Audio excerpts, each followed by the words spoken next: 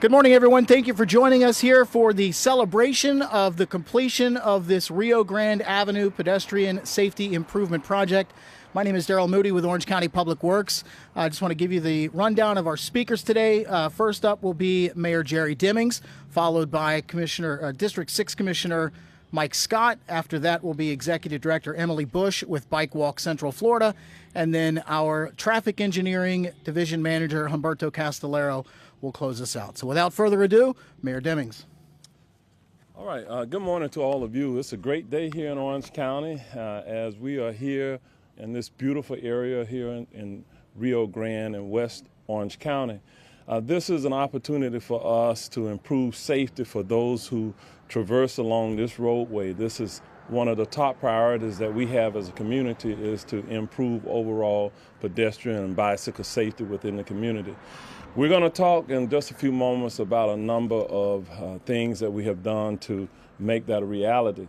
But I'm joined today again by my colleague from the Board of County Commission, Commissioner Michael Scott, and former Commissioner Victoria Siplin. Both of them have been champions for safety within our community, and you're going to hear from them in just a few moments. I do want to recognize our team who have helped to deliver this project, including our Public Works Director, Joe Conkle, Mr. James Boyle, the Chief Planning and Development Officer for Links, and Emily Bush, the Executive Director of Bike Walk of Central Florida. In 2023, we kicked off the Accelerated Transportation Safety Program, which is a $100 million project that we have here within Orange County over a 5-year period that would deliver critical transportation safety projects and transit enhancements in our community. The Orange County Public Works Department is working with Links as we implement these projects throughout Orange County. So you're not only going to see these type of improvements in this area, but throughout Orange County. Orange County has invested over $3 million from the Accelerated Transportation Safety Program in our CIP budgets to construct the Rio Grande Avenue Pedestrian Safety Project. The total investment is $3.3 million, which is a combination of $1.6 million from our Accelerated Traffic Safety Plan and $1.7 million from our CIP, our Capital Improvement Fund. 1 year later, after we began this process, we're here to celebrate the completion of Phase 1 of this project. This stretch of Rio Grande is served by 3 Links bus routes with transit use 3 times higher than any other area within the county. So it's 3 times as high as the average within our county in terms of the number of bus routes within this area. So that means that as individuals are riding the buses and they're getting off, they're coming to and from, we have improved the safety for those individuals. On a daily basis, Rio Grande Avenue hosts a multitude of pedestrians and cyclists taking transit and going to and from 5 schools nearby. This is an ideal corridor to bring these innovative pedestrian safety improvements included in the Vision Zero action plan that was recently approved by the Board of County Commissioners. You're going to hear more about Vision Zero in just a few moments. Here are a few key safety elements. In the center of the road, new pedestrian refuge islands help people cross the road one direction at a time. On each side of the road, a travel lane has been repurposed into new buffered bike lanes running from I-4 to Gore Street. So there are a number of individuals who their primary mode of transportation or transit is a bicycle. And so we now have these bicycle safety lanes.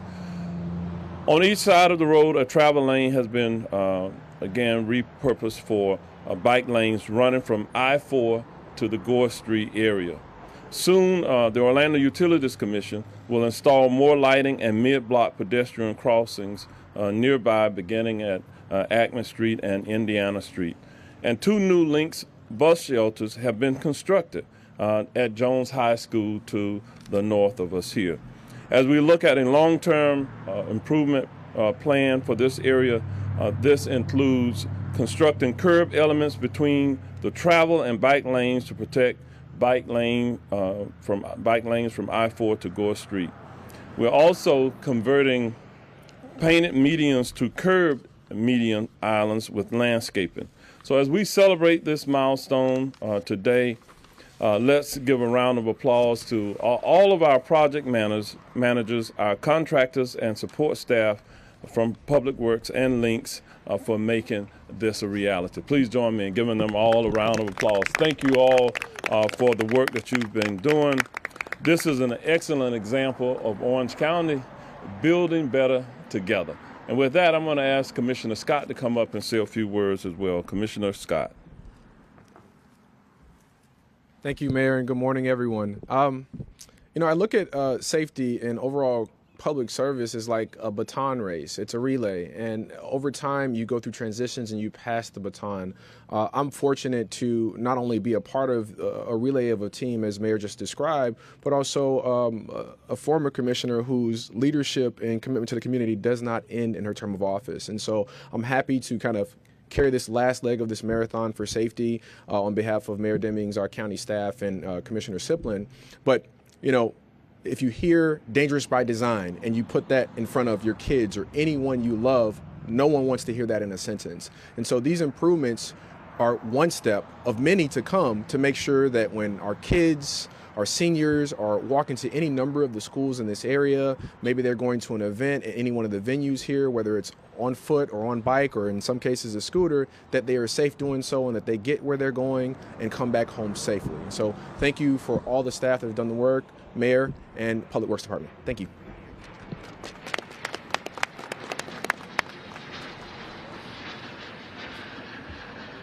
Good morning, everyone. It is a privilege to stand before you today to celebrate the milestone in our collective mission to make Central Florida streets safer for everyone. I'd like to begin by extending a heartfelt thank you to Mayor Demings and Commissioner Scott and the Orange County Traffic Engineering Division for their leadership and guidance on this project and many others that they're taking on throughout the county. I also want to recognize our partners at Links and Orlando Utilities Commission for their dedication and their effort in this project. These improvements that we're unveiling today on Rio Grande represent more than just road work. They are life-saving measures, and among these transformational changes include lowering the speed limit from 45 to 35 miles per hour, adding pedestrian refuge islands, and enhancing crosswalks with rapid flashing beacons, creating safe buffered bike lanes. These are just a few of the very critical updates designed to make this corridor safer for everyone. Data consistently shows that even with modest reduction in speed and some significant improvements like these, it improves a pedestrian's chance of survival, making these enhancements life-saving. Rio Grande is a part of Orange County's high injury network, a collection of streets where a disproportionate number of collisions resulting in severe injuries and fatalities occur. Addressing these safety issues on these streets is not just an infrastructure priority, but a moral obligation for all of us. This corridor represents the real lives behind the data. Students walking to Jones High School, families commuting to work, people commuting on transit, on Links, towards where they need to work or go to school, and cyclists navigating their daily routes. Today's changes are a crucial step towards making these journeys safer and more secure for everyone. This work lies at the core of Bike Walk Central Florida's mission to create communities where walking and biking are not only possible, but are safe and enjoyable for everyone. Through our Best Foot Forward pedestrian safety program, we've seen significant impacts in these improvements along Rio Grande Avenue already. For instance, at Rio Grande and 40th, a driver yield rate increased dramatically from 39% of cars stopping for people in a crosswalk in 2019 to 73% in 2021, just with the installation of these rapid flashing beacons. So these numbers tell a very powerful story that lives are being protected through intentional design, education, and collaboration, which you see here today. And Rio Grande illustrates this urgent need for infrastructure improvements in areas where we have high pedestrian activity and/or serious injuries and fatalities. By transforming this corridor, we are not only addressing immediate safety concerns, but we are setting a new standard for how streets across Central Florida should be designed to protect those that work and live along them. Through the Best Foot Forward program and our work with Orange County and our collaboration with our leaders, we are going to lead to fewer pedestrian crashes, serious injuries, and fatalities on our roadways. Together, we are demonstrating that safer streets are not just an aspiration. They are achievable with the right focus and the right collaboration. The improvements on Rio Grande mark a crucial first step, but we are committed to supporting the next phases of this project and transforming this to be the model of pedestrian safety across Central Florida. So thank you all for your unwavering dedication to the partnership that helped get this project built today. And let's continue to build on this momentum and continue this vital work, because every life deserves to be protected. Thank you. Good morning. It is a pleasure to be here with you this morning. And before I talk a little bit about the project, I would like to talk about Vision Zero. And I want to thank Mayor Demings and the Board of County Commissioners for adopting the Vision Zero resolution and the action plan, where we are committed to eliminate traffic deaths and severe injuries by 2040. So in some conversations with members of the community, they say, is that a realistic goal? And the more that we think about it, we ask the question a little bit different. How many of your families, my family, your friends and my friends, are we willing for them to die so we can start doing something? And then we know what the answer is: zero. In public works, we can talk about traffic, we can talk about data. We're engineers. I live and breathe the data. But there's a different approach that I want to present to you today. Is the goal in every public works transportation project that it goes from the planning to the design to the construction and to the maintenance and operation is about the quality of life of our community, where you walk to school, where you walk to the church, where you go to work, where you take the links. It's part of our community, and that's why we move to Central Florida. About 1,000 people are moving into Orange County every week, and that is because of the attractions and the quality of life that we have. On that sentiment, this Rio Grande project is a complete streets project. And that's what we tend to account with every project. What elements can we include?